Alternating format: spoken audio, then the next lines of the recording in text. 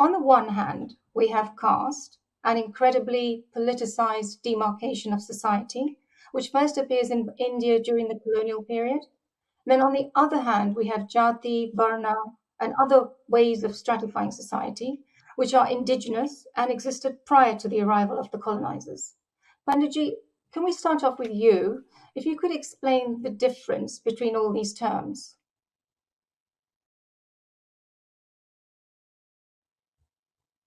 Wonderful place to start. And in fact, this is probably the one area which is the most responsible for much of the confusion, the conflation of terms, the misunderstanding of terms.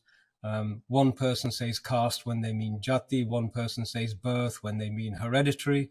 And so all of these have contributed to the current confusion. And in that confusion, an awful lot of harm has been done. So it's a great place to start.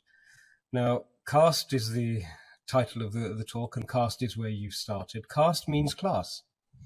It is the Portuguese word. It simply means class, as applied to species, as applied to categorizations of human beings. For example, in the Americas, caste paintings exist where they depict a mulatto as a particular caste and all sorts of categorizations. But in essence, it means class. And that could actually be the beginning and end of all of these conversations. If the authorities and the activists and those who want to push legislation into place were to abandon the word caste, which is Portuguese, and adopt the word class, which is English, which is not an unreasonable request in terms of the languages that we're all using, then everything would be okay. But that's not what people want. They want this word caste. And there is a reason behind that, and we have seen this demonstrated. Caste is no longer an adjective. It's become a brand, and it's become a negative brand. It's become a hate brand.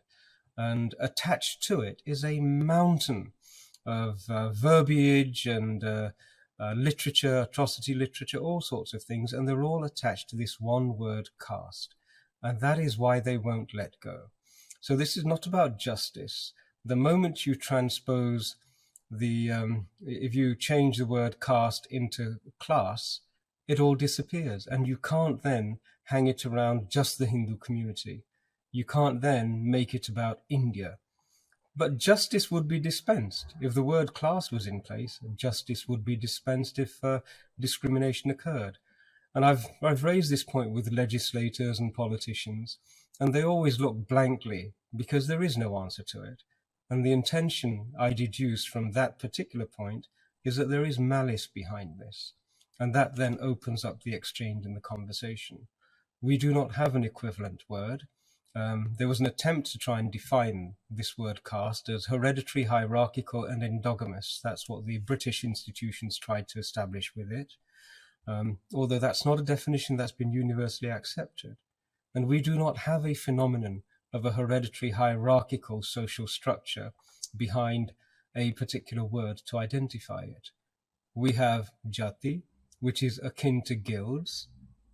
They're the mechanism whereby knowledge and expertise and skills are transferred generation to generation, people to people.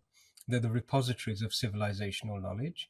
We have Varna, and Varna is very clear. The closest word that I can find to Varna is probably archetypes or attribute-based archetypes. And then we have a whole host of others, more precise with each one, Kul, Parampara, the other groupings that we use, Gotras and so on and so forth. And each of those has its own meaning, but none of them are actually relevant to this particular conversation. So I hope that's made things a little clearer. No, it has. It's great. Deepika ji, is there anything you want to add to that? Of course, Panditji has explained this beautifully. When we get into discussion of how jatis fit within the Varna structure, which I think is really important when we talk about the lived reality of life in India, I also wish to say this pyramidical hierarchical structure